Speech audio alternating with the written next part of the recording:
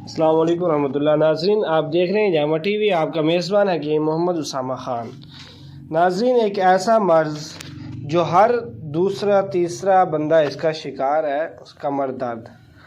ہر قسم کے کمر کے درد کے لیے، مثال کے طور پر انسان بیک پین میں زندگی میں کبھی نہ کبھی کمر کا درد کا شکار ہوتا ہے۔ ہر انسان کمر درد کی کئی وجوہات ہو سکتی ہیں۔ کمر درد ان لوگوں میں بہت زیادہ عام ہوتا ہے جو زیادہ دیر تک کمپیوٹر یا لیپ ٹاپ یا چیئر پہ بیٹھنے والا کام کرتے ہوں، یا بعض اوقات روزمرہ زندگی میں ہم جھک کر کوئی بھی کام کرنے کی کوشش کرتے ہیں لیکن پٹھوں کے کھچاؤ یا کمزوری کی وجہ سے کمر میں درد یا دباؤ پڑتا ہے، جس کی وجہ سے کمر کا درد شروع ہو جاتا ہے۔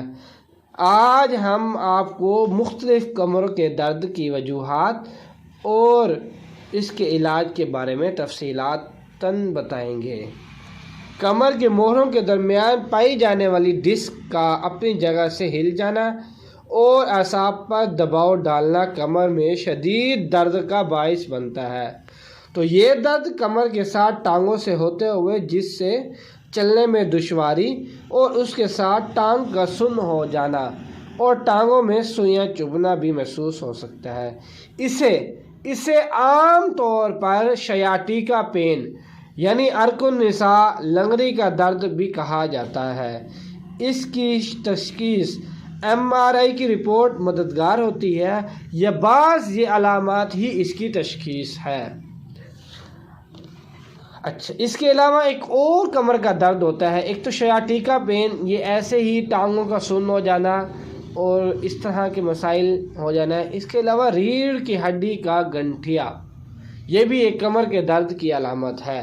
یہ ایک ایسا مرض ہے جس میں ریڑھ کی ہڈی میں قدرتی طور پر پائی جانے والی لچک آہستہ آہستہ کم ہو جاتی ہے، جسے لوبریکیشن کہا جاتا ہے، اور شدید اکراؤ کا شکار ہو جاتا ہے۔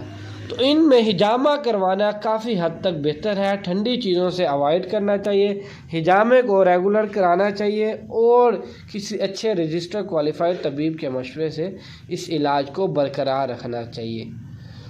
حجامہ واحد علاج ہے جو جسم سے ایکسٹرا گندا فاسد مواد کو نکالتا ہے، اور ہربل میڈیسن میں اس کا بہترین علاج ہے، اور ایلوپیتھک لوگ صرف اسے پین کلر اور ساتھ وہ طاقت کی میڈیسن دیتے ہیں، وٹامن وغیرہ دیتے ہیں، ان کے پاس اس کا مسلسل کوئی علاج